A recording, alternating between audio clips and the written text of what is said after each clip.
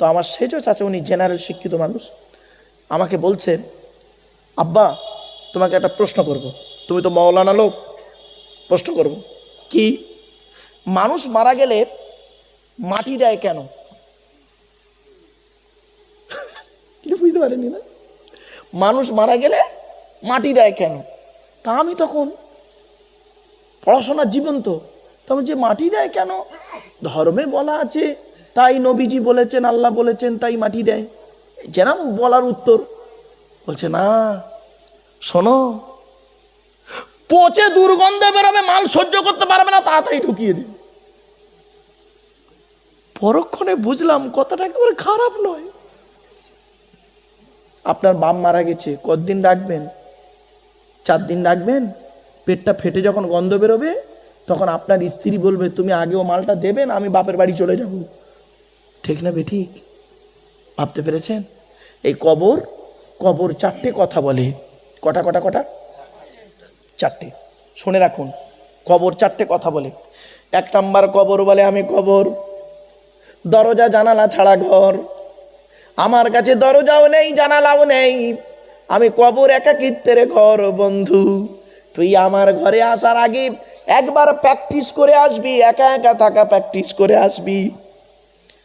2 number কবর বলে, আমি কবর, সাপ বিছে পোকামাকড়ের ঘর। তোর দেহটা আমার কাছে দিয়ে চলে যাবে যখন তোর আত্মীয়রা, 6 থেকে 8 দিন পরে তোর মাথার চুলগুলো, তোর মাথার চুল, হাতের নখ, পায়ের নখ, গায়ের লোমগুলো খসে খসে পড়ে যাবে। 10 থেকে 12 দিন পরে তোর মাথার বেরেনটা পচে গিয়ে নাক দিয়ে, কান দিয়ে, গাল দিয়ে গড়োতে থাকবে। 18 থেকে 20 দিন পরে তোর পেটটা ফেটে যাবে, পোকায় তৈরি হবে। 2 মাস পরে তোর দেহটা চামড়া সমেত মাংস শেষ হয়ে যাবে। 6 মাস পরে তোর হাড়গুলো মাটি খেয়ে নেবে। কোথায় গেল? জগৎপুরের মানুষ, দেহটা কোথায় রাখলে? এমন দেহ পৃথিবীতে করো না বাপ, এমন দেহ করে যাও মাটির নিচে টাটকা থাকবে। কয়েক কটা দেহ মাটি খেতে পারে না, মাটির নিচে টাটকা থাকে। এখন এই মা বোনেরা ভালো করে শুনে নিন, মায়েরা বোনেরা, এই রকম দেহ করো, তাহলে ইহকালে শান্তি পাবে, পরকালে জান্নাত পাবে। 1 নাম্বার হলো, নবীদের দেহ মাটি খেতে পারে না। 2 নাম্বার হলো, শহীদানদের দেহ মাটি খেতে পারে না। শহীদান কাদের বলে? মনে রাখবেন, শুধু আল্লাহ রাস্তায় জিহাদ করলে শহীদ হওয়া যায় না, ওটাও তো শহীদ, বড় শহীদই। আর ছোট শহীদের পরিচয়ে কি শুনে নাও, দিয়াল চাপা পড়ে যদি কেউ মারা যায়, শহীদের মর্যাদা পাবে। পানিতে ডুবে যদি কেউ মারা যায়, শহীদের মর্যাদা পাবে। হঠাৎ যদি অ্যাক্সিডেন্টে মারা যায়, শহীদের মর্যাদা পাবে। পেটের রোগে যদি মারা যায়, শহীদের মর্যাদা পাবে। জ্বরে যদি কেউ মারা যায়, সর্দি কাশি জ্বরে যদি মারা যায়, শহীদের মর্যাদা পাবে।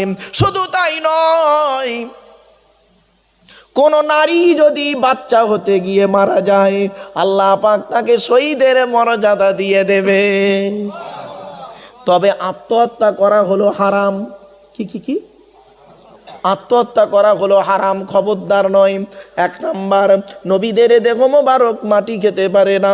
2 নাম্বার, শহীদানদের দেহ মাটি খেতে পারে না, টাটকা থাকে। 3 নাম্বার হলো, মোকাম্মাল কোরআনে হাফেজের দেহ। কার?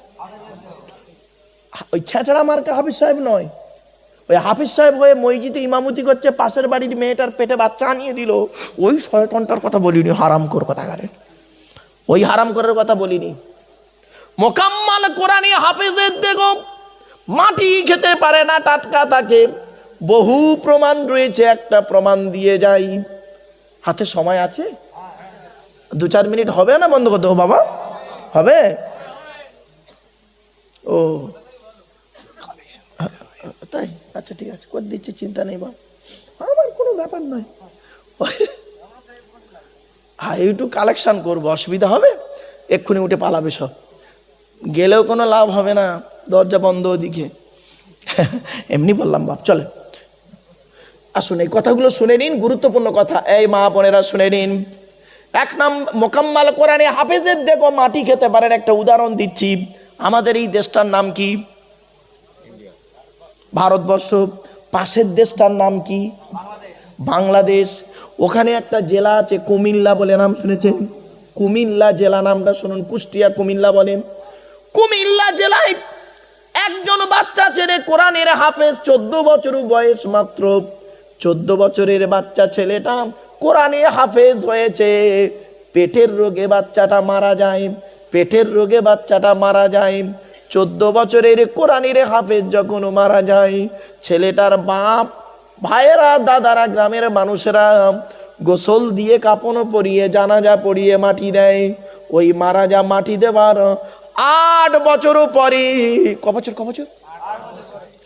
8 বছর পরে কবরটা যখন খোলা হচ্ছে, বাপরে হাফেজ সাহেবের দেহটা, হাফেজ সাহেবের কাপন তো টাটকা রয়েছে। অনেক আলেম উলামারা করেছে কি, কাপনটা সরিয়ে মুখটা খুলে দেখছে 8 বছর আগে যেমন কর্পূর দিয়েছিল, সেই কর্পূর আজও টাটকা আছে। এইরকম দেহ করো। 4 নাম্বার হলো হাক্কানি আলেমের দেহ মাটি খেতে পারে না। ওই ছাঁচড়া মার্কা আলেম নয় বাবা, হাক্কানি আলেমের দেহ মাটি খেতে পারে না। আল্লাহ নবী বলেছেন, কুন আলিমান, হাক্কানি আলেম হও। হাক্কানি আলেম হতে যদি না পারো, আও মুতাআল্লিমান, হাক্কানি আলেমের ছাত্র হও, চাও যদি সুযোগ না পাও, আও মুস্তামিয়ান, হাক্কানি আলেমরা যেটা বলে মনোযোগ সহকারে শ্রবণ করো, তাও যদি সুযোগ না পাও, আও মুহিব্বান, হাক্কানি আলেমদের অন্তর দিয়ে ভালোবাসো। আমার বাপেরা, কথাগুলো বাড়ি থেকে ভাববেন। এরপরে আসছি শেষ। 5 নাম্বার হলো মুয়াজ্জিনের দেহ। কার কার কার কার? মুয়াজ্জিনের দেহ মাটি খেতে পারে না। 12 বছর যদি কেউ নিঃস্বার্থভাবে আজান দেয়, 12 বছর যদি কেউ নিঃস্বার্থভাবে আজান দেয়, ওই দেহ মাটি খেতে পারে না, টাটকা থাকে। 5 নাম্বার হলো, 6 নাম্বার হলো কি জানেন? হালাল খানেওয়ালা মানুষেরই দেহ মাটি খেতে পারে না। আমার বাপেরা, মা বোনেরা, হালাল খাবার খান, হালাল খাবার খান। বক্তব্য শেষের পথে নিয়ে যাচ্ছি, আর 2-10 মিনিটের মধ্যেই মোনাজাত করে দেবো। যে যেখানে আছেন, বাইরে যারা আছেন, ভেতরে চলে আসেন। শেষ কয়েকটা কথা 2-10 মিনিটের মধ্যেই মোনাজাত হয়ে যাবে, আর নয়। এতক্ষণ আলোচনা করেছি, শীতও পড়েছে, আর কষ্ট হচ্ছে আপনাদের, এক নাগাড়ে বসে আছেন বাবা। তাই আসুন সংক্ষেপে আপনাদেরকে একটা কথা আপনাদের বলি। এখানে কেউ ব্যবসায়ী আছেন? হ্যাঁ, ব্যবসায়ী। পৃথিবীতে একজন নবী ছিলেন, তার বহু ব্যবসা ছিল, ব্যবসা করে খেয়েছেন। তিনি হলেন হযরতে মুহাম্মাদুর রাসূলুল্লাহ। আল্লাহ নবীর জীবনের প্রথম শুরু হয়েছে কাপড় ব্যবসা দিয়ে, ঠিক না বেটি? চাচা আবু তালেবের সঙ্গে প্রথম ব্যবসা করতে গেলেন। তারপরে নবীজি খাদিজার মাল নিয়ে ব্যবসা করতে গেলেন, সেই কাপড় ব্যবসা। শুধু তাই নয়, এখানে অনেক মানুষ রয়েছেন, আছেন, কে আছেন? ডাক্তার আছেন, অনেকে আছেন, আছে না বাবা? বলো না, 2-1 ডাক্তার আছেন। পৃথিবীতে একজন নবী ছিলেন ডাক্তার, সেই নবীটার নাম হলো হযরতে ঈসা আলাইহিস সালাতু ওয়াস সালাম। বাবা এখানে অনেকে রাজমিস্ত্রি আছে না? আর বলো না বাবা, একটু আছে না রাজমিস্ত্রি কাজ করে? পৃথিবীতে একজন নবী ছিলেন রাজমিস্ত্রি, রাজমিস্ত্রি ছিলেন। পৃথিবীতে একজন নবী ছিলেন রাজমিস্ত্রি, তার নাম হলো হযরতে ইব্রাহিম খলিলুল্লাহ। আচ্ছা, এখানে রাজমিস্ত্রির জোগাড়ে লাগে না? ওরে আপনারা কি বলেন, হেল্পার, জোগাড় জোগাড়। পৃথিবীতে একজন নবী ছিলেন রাজমিস্ত্রির জোগাড়ে, তিনি হলেন হযরতে ইসমাঈল আলাইহিস সালাতু ওয়াস সালাম।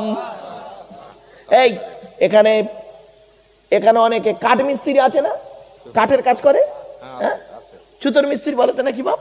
হ্যাঁ, আল্লাহর পৃথিবীতে এই পৃথিবীতে একজন নবী ছিলেন কাঠমিস্ত্রি, সেই কাঠমিস্ত্রিটার নাম হলো হযরতে নূহ আলাইহিস সালাতু ওয়াস সালাম। কি বুঝলেন? কি বুঝলেন? খালি মৌলভী সাহেব স্টেজে বসে ওয়াজ করে বলে ভাবলেন কি ফেরেশতা লোক? আপনাদেরও আল্লাহ সম্মান দিয়েছে। প্রত্যেক ব্যক্তির ভিতরে আল্লাহ পাক নিজস্ব একটা পার্টস দান করেছে, যে পার্টসের বিনিময়ে আল্লাহ পাক পৃথিবীতে তাকে সম্মানিত করে। ঠিক না বে ঠিক? এজন্য খবরদার বাপ, জীবনে কোনোদিন কাউকে তাচ্ছিল্য করবেন না, কাউকে কোনোদিন খারাপ বলবেন না, কাউকে কোনোদিন অপমানিত লাঞ্ছিত করতে যাবেন না, খবরদার নয়। আমি তো এই জন্য বলি গো বাপ, আমি বলি আমার পাশে একটা দর্জিকে বসান, আমার পাশে একটা দর্জিকে বসান, আমি মনে করি ওই দর্জিটা আমার থেকে বড়। কেন জানেন? ও জামা তৈরি করতে পারে, আমি জামাটা তৈরি করতে পারি না। ঠিক না বে ঠিক?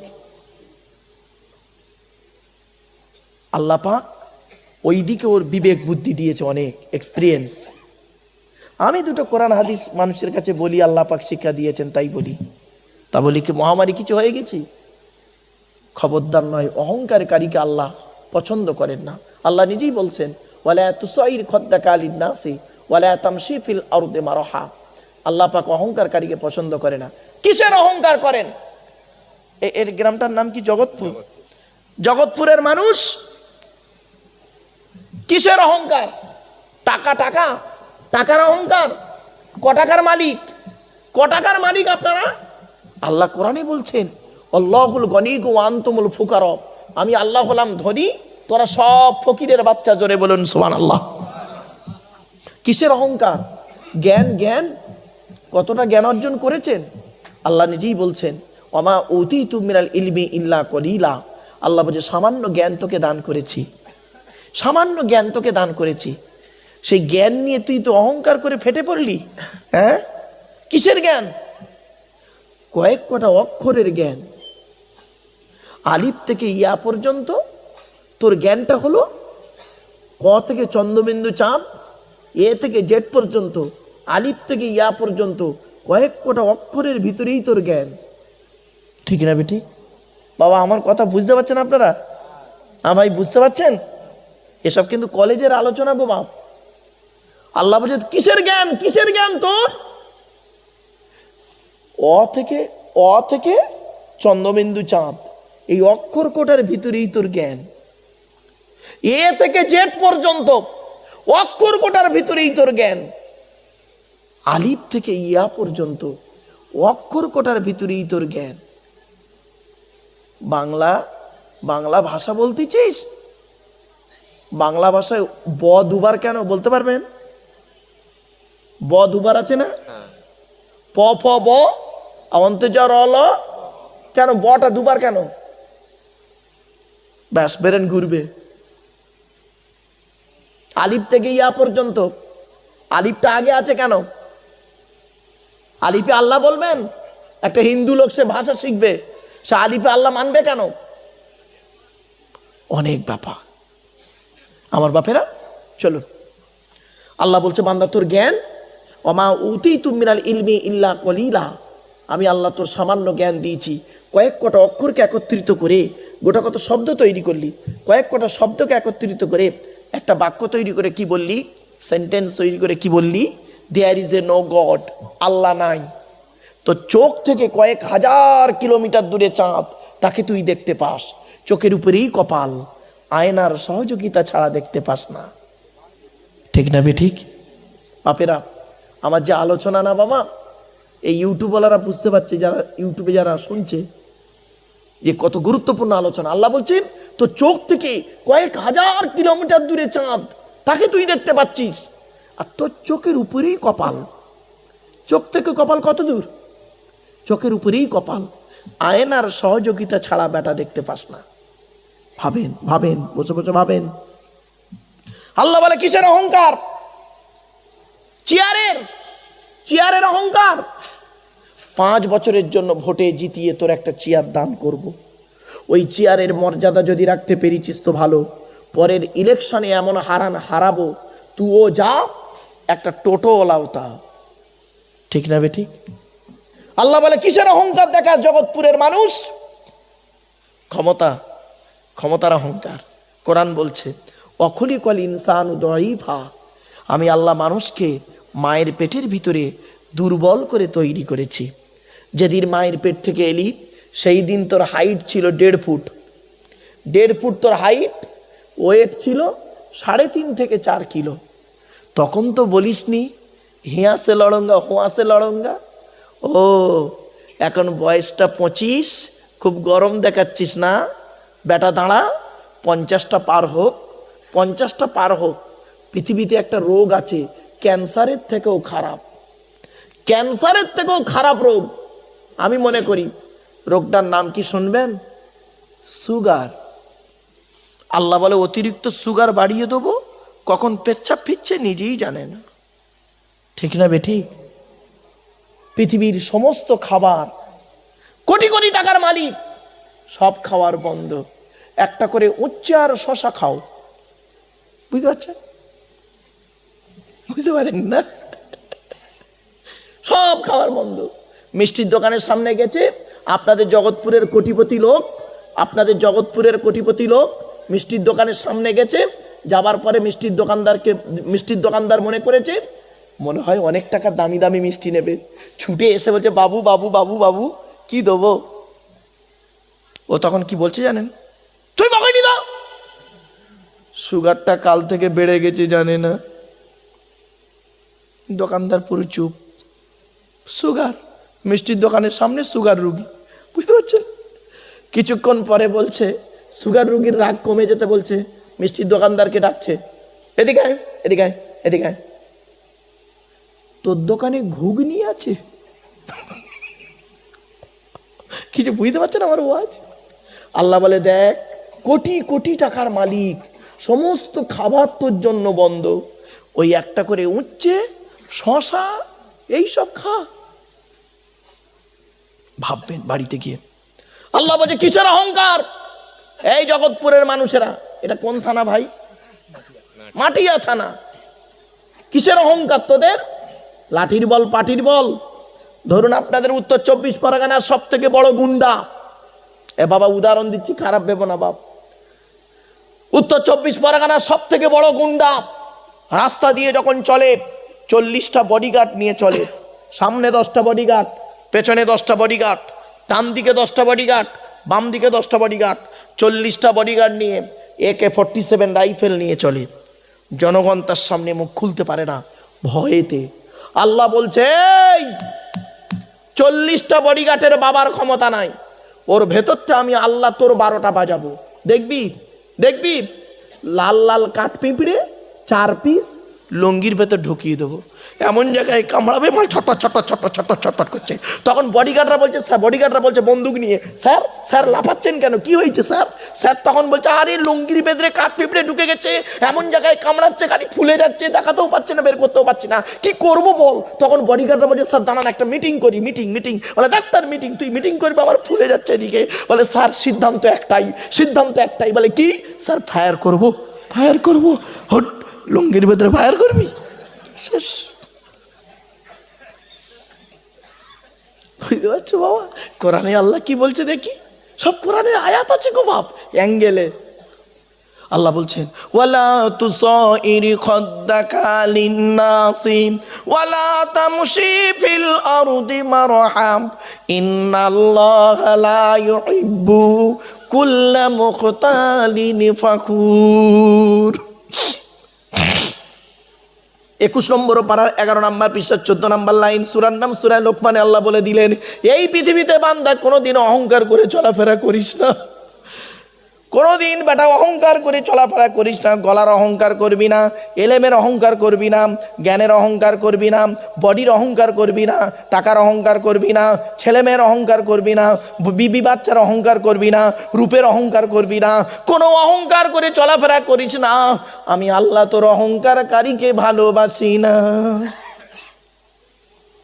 দেখবেন রূপের অহংকার আপনাদের এই মাটিয়া থানার ধরুন একটা সুন্দরী মেয়ে, মাটিয়া থানার সুন্দরী মেয়ে, অতীব সুন্দরী মেয়ে, 16 বছরের সুন্দরী মেয়েকে বিয়ে করলেন, অতীব সুন্দর দেখতে। 4টে বাচ্চা হয়ে যাওয়ার পরে দেখবেন গালটা দুবড়ে হাড়োয়া থেকে বসিরহাটে চলে গেছে। রূপ কোথায় গেল? শেষ। এই জন্য বাবা খবরদার নয়, চোখ দুটো বন্ধ হয়ে গেলে সব শেষ। আজকের এই প্লাস্টিকের উপরে বসে আছেন না, কালকের চোখ দুটো বন্ধ হয়ে গেলে ওই প্লাস্টিকের নিচেই চলে যাবেন।